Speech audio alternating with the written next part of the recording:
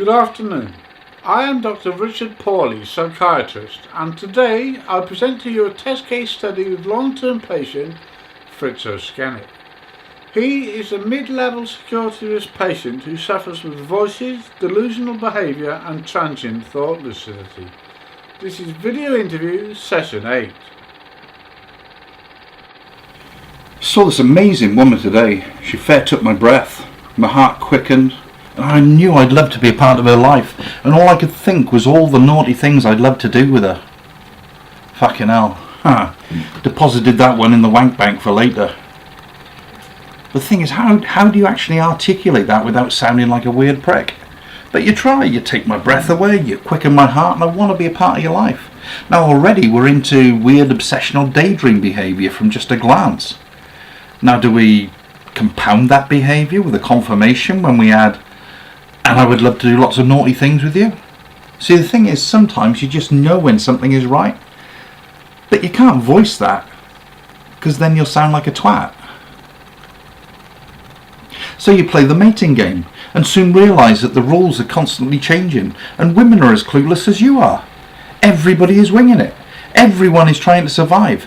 Everyone is buying into society's perception of social norms. Now, I'll be honest with you, it's been so many years since I've been on an actual date that I have no idea about the present acceptable social norms of modern dating. I have no idea how to approach women I'm attracted to. I'm completely oblivious to any signs that a woman could possibly be attracted to me.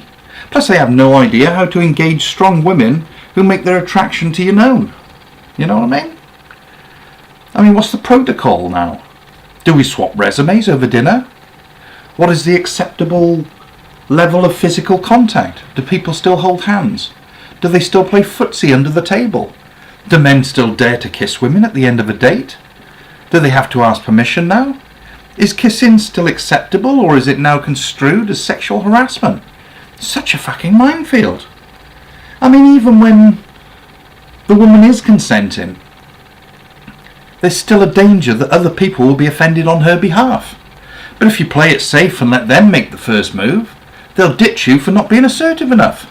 There's such a thin line between being perceived as assertive or being seen as a stalker. What a fucking nightmare! And if you do by some miracle get through the minefield undamaged, then the higher stakes game unfolds as you get through the honeymoon stage and into the long-term relationship. Or as I like to call it, the Game of Thrones stage of the relationship. Because most people I know cannot live equally, and the power struggle begins as each vies to dominate the Iron Throne until the other submits. And most couples I know fucking hate each other, and really shouldn't be together. But the only thing stronger than their hate of each other is their fear of being alone. They tell me they want honesty. They tell you they want truth.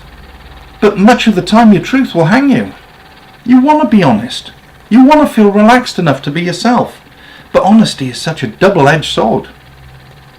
When you're subject to another's jealousy, insecurity, scrutiny and rage, constantly answering accusations where your truths are perceived as lies, how do you cope? You build a big fucking wall and you go into survival mode.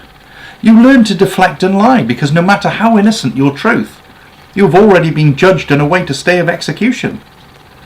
See, the thing is, relationships are hard. They have to be worked at by both sides. You have to share, you have to compromise. There has to be loyalty, love and respect. And it can't be down to one side to be sacrificing all the time, because that will just make their life a misery. Would you really want to do that to someone? Because that just makes you a prick, and that's the truth. But if I'm honest, I think my biggest truth is that everyone is a prick until proven innocent. It might sound cynical and paranoid, but I'm never disappointed, and occasionally I'm pleasantly surprised by the actions of others.